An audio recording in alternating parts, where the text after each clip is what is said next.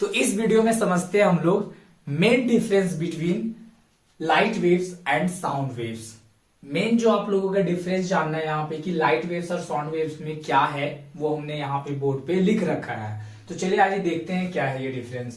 पहला डिफरेंस मैंने लिखा है कि लाइट वेव जो होता है और ट्रांसवर्स वेव्स होता है। क्या होता है? Transverse wave. जबकि हमारा साउंड वेव जो होता है वो है एक लॉन्गिट्यूडनल वेव्स। तो ये ट्रांसवर्स वेव और लॉन्गिट्यूडनल वेव्स में क्या डिफरेंस है? तो ट्रांसवर्स वेव का मतलब होता है अगर कोई पार्टिकल ऑसिलेट्स करता है बेसिक, तो हम लोग का दो तरह से होता है। एक होता है कि जैसे कि मैं बात कर रहा हूं यहाँ पे कि ये एक पार्टिकल है, तो ये पार्टिकल ऊपर नीचे जो है सो एक ऑसिलेशन हो सकता है। और एक होता है और वेव मान लीजिए आगे जा रहा है और ऑसिलेशन पार्टिकल ऊपर नीचे कर रहा है, जैसा कि हम लोग देखते हैं रिपल्स बनते हुए वाटर सरफेस पे। अगर हम लोग कोई एक पॉन्ड में एक स्टोन थ्रो करते हैं तो वहां पे एक रिपल्स क्रिएट होता है। तो वहां पे क्या हो रहा है कि एक पार्टिकल देखा जाए तो अपने जगह पे ऊपर नीचे अप डाउन मोशन कर रहा है, और रिपल्स की वजह से जो हमारा वेव क्रिएट हुआ है वो आराम से आगे फॉरवर्ड डायरेक्शन में जा रहा है। तो यहाँ पे क्या देख रहे हैं कि वेव आगे जा रहा है लेकिन पार्टिकल जो होता है ऊपर नीचे ऑसिलेट कर रहा है। तो इसी ऑसिलेशन या इस तरह का वेव जो बनता है उसको हम लोग बोलते हैं ट्रांसवर्स वेव। और वो किस केस में होता है? लाइट वेव के केस में होता है। और जबकि हम लोग साउंड वेव में बात करें तो साउंड वेव का जो प्रोपेगेशन होता है वो एक पार्टिकल है यहाँ पे, तो एक पार्टिकल उसको धक्का देता है और वो वापस यहाँ पे आ जाता है। तो मतलब कि ये हुआ एकदम बैक एंड फोर्थ वाला। तो बैक एंड फोर्थ की वजह से जो हमारा ऑसिलेशन हो रहा है, मतलब कि जिस डायरेक्शन में हमारा पार्टिकल ऑसिलेट कर रहा है उसी डायरेक्शन में हमारा वेव भी जा रहा होता है। तो ऐसे केसेस में हम लोग बोलते हैं उसको longitudinal waves. So that's why sound waves is called longitudinal waves and हमारा लाइट वेव्स था वो ट्रांसवर्स वेव था। सेकेंड मेन डिफरेंस क्या है हमारा कि ये जो लाइट वेव्स है कैन ट्रैवल इन वैक्यूम। मतलब वैक्यूम मतलब जहां पे हमारा स्पेस मतलब फ्री एरिया, फ्री एयर है, एयर से हमारा कोई लेना देना नहीं है यहाँ पे। तो अगर एयर नहीं भी है, मीडियम कोई नहीं भी है, वैक्यूम का मतलब कोई मीडियम ना हो, वहां पे भी हमारा लाइट एंटर करके निकल लेगा। लेकिन साउंड इस केस में नहीं कर सकता है क्योंकि साउंड को चाहिए एक मटेरियल मीडियम।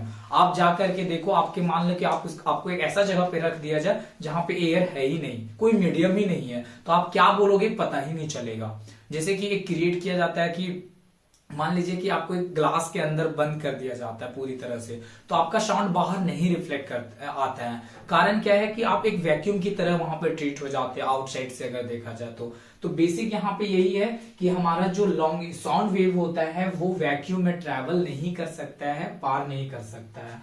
तो यहाँ पे दे रिक्वायर अ मीडियम, ठीक है ना, they require a material medium for propagation, इसको प्रोपगेट होने के लिए। आने की they can not travel in vacuum, vacuum में ट्रेवल नहीं हो सकता है, इसको मीडियम चाहिए ही चाहिए। These waves are electromagnetic waves. ये तो बहुत अच्छा डिफरेंस है। इलेक्ट्रोमैग्नेटिक वेव्स क्या होता है? जो इलेक्ट्रिक और मैग्नेटिक फील्ड से मिलकर के बनता है। Electric field and magnetic field का नोटेशन यूज कर रहे हैं, तो इन दोनों से मिक्स करके जो हमारा वेव्स बनता है उसको हम लोग बोलते हैं इलेक्ट्रोमैग्नेटिक वेव्स। ये जो है सो टॉपिक्स होता है 12th में जो हम लोग देखते हैं। तो बेसिक यहाँ पे इलेक्ट्रोमैग्नेटिक वेव में जैसे कि गामा रेज का नाम सुने हो, एक्सरे का नाम सुने हो, अल्ट्रावायलेट रीजन्स हो गया, तो वहीं से आया हुआ है अल्ट्रावायलेट या विजिबल लाइट। तो विजिबल लाइट से आया हुआ है हमारा यहाँ पे लाइट आने की क्या क्या होता है। गजू बीम मेरा एक शॉर्ट ट्रिक है, तो यहाँ पे हम लोग gamma ray, X ray, ultraviolet rays, visible light, infrared rays, microwaves, radio waves, तो इसमें से हमारा विजिबल लाइट जो यहाँ पे होता है इसी से निकल के आया हुआ है लाइट। विजिबल लाइट आने की लाइट हमारा क्या होता है? विजिबल लाइट होता है। अगर बात करें कि इलेक्ट्रोमैग्नेटिक वेव का किसका पार्ट होता है तो विजिबल लाइट का पार्ट होता है। यानी ये हमें क्या करता है कि कोई भी बॉडीज या कोई भी वस्तु को हमको देखने लायक विजिबल बनाता है, ठीक है।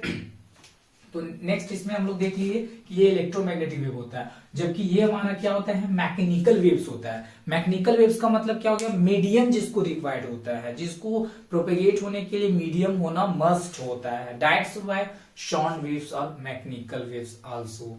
And next one is the speed of light wave is very high.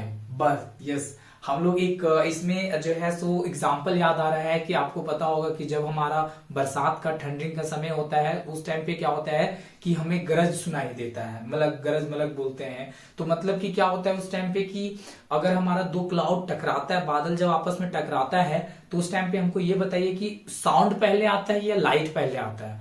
तो बेसिक हम लोग को क्या दिखता है? पहले लाइट दिख जाता है और साउंड बाद में। लेकिन जब भी आप कोई बॉडी को ये करते कोलाइड करते हो तो आपका साउंड पहले निकलता है। तो यहाँ पे मेन डिफरेंस ये होता है कि लाइट का जो स्पीड होता है वो इतना ज्यादा हाई होता है कि साउंड जब कोलाइड करता है तो साउंड पहले निकलता है, लेकिन साउंड निकलने से पीछे, मतलब साउंड निकलने के बाद भी लाइट अगर पीछे से निकलता है तो लाइट का स्पीड इतना ज्यादा हाई होता है कि उसको आगे जाके ओवरटेक करके आगे निकल जाता है। तो इसका मतलब वहां से बादल से जो साउंड निकला था उसको आने के क्रम में लाइट पीछे कर देता है और हमारे आंखों तक पहले लाइट पहुंच जाता है। दैट्स वाई हमारे जो लाइट होता है वो पहले दिखता है। तो क्यों?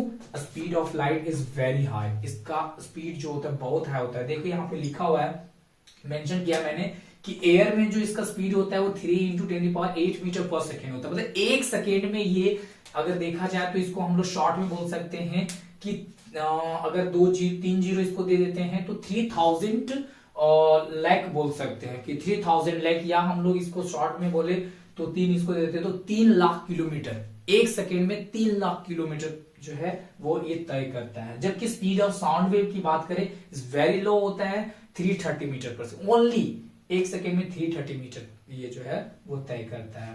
तो यही है कि यहाँ पे देखा जाए तो लाइट का स्पीड बहुत हाई होता है as compare to sound wave, that's why.